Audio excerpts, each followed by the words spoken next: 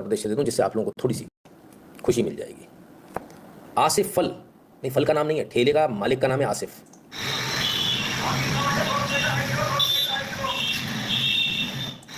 तो भाई ठेलों पर मालिकों के नाम लग गए आसिफ फल। कांवड़ यात्रा जो दिल्ली लेके हरिद्वार तक होगी, उस पूरे रूट पर इस प्रकार के नाम लगे हुए ठेले अनिवार्य कर दिए गए योगी सरकार द्वारा, शासन द्वारा। क्यों भाई वो भी बताएंगे आपको, पर पहले सुन ले पुलिस की बाइट। आधिकारिक रूप से हुआ है, अनाधिकारिक रूप से नहीं। देखिए, कांवड़ की तैयारियां शुरू हो गई और हमारे जनपद में लगभग 240 किलोमीटर का कांवड़ मार्ग है। इसमें जितने भी खान पान के दुकानें हैं, चाहे वो होटल, ढाबे, ठेले, जहां से भी कांवड़िए अपनी खाद्य सामग्री खरीद सकते हैं, उन सबको निर्देशित किया गया है कि अपने प्रोप्राइटर के या काम करने वालों के नाम जरूर डिस्प्ले करें। ये इसलिए जरूरी है ताकि किसी प्रकार का कोई कंफ्यूजन किसी भी कांवड़िए के अंदर ना रहे और ऐसी स्थिति ना उत्पन्न हो कि कहीं कोई आरोप प्रत्यारोप हो और बाद में कानून व्यवस्था की स्थिति उत्पन्न हो। इसलिए ऐसा निर्देश दिया गया है और सब इसको अपनी स्वेच्छा से सब पालन कर रहे हैं। स्वेच्छा से सब लोग पालन कर रहे हैं। कांवड़ यात्रा जा रही है, कांवड़ यात्रा में उन्होंने बोला कि आप फल या खाने पीने की जो भी अगर आपकी दुकान, तो उसके ऊपर आप अपना नाम लगाइए। क्या ये सही है या गलत है? आपको क्या लगता है?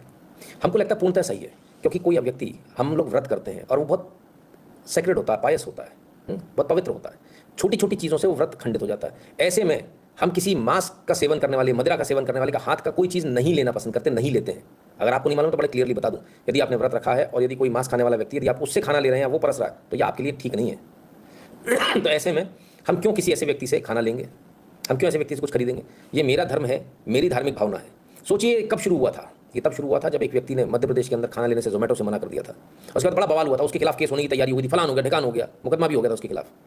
हिंदू वहाँ से लेकर आज यहाँ तक आ गया कि सरकारें मजबूर हो गई, सरकारों को नाक रगड़ के आपकी बात माननी पड़ी और अब आपके अनुसार करना पड़ रहा है कि नहीं, हमको फल वालों पे और जो खाना खाने वाले लोग हैं उस पर उसके मालिक का और जो ऑपरेटर उसका नाम लिखना होगा। उसको यहाँ कौन देख रहा है और उसका मालिक कौन है, दोनों के नाम आपको लिखने होंगे। अगर मालिक और ऑपरेटर अलग अलग है, यानी मालिक और मैनेजर अलग अलग है, ठीक है, यानी खाना बनाने वाला अलग है, मालिक अलग है, दोनों के नाम आपको लिखने होंगे।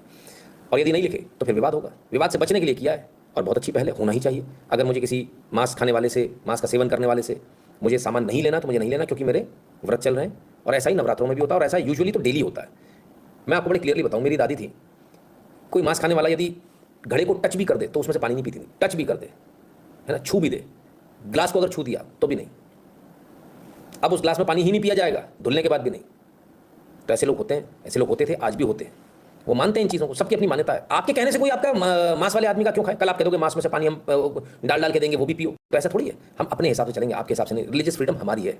आप गुंडागर्दी नहीं कर सकते कि नहीं मांस वाले के हाथ से ही आपको खाना पड़ेगा।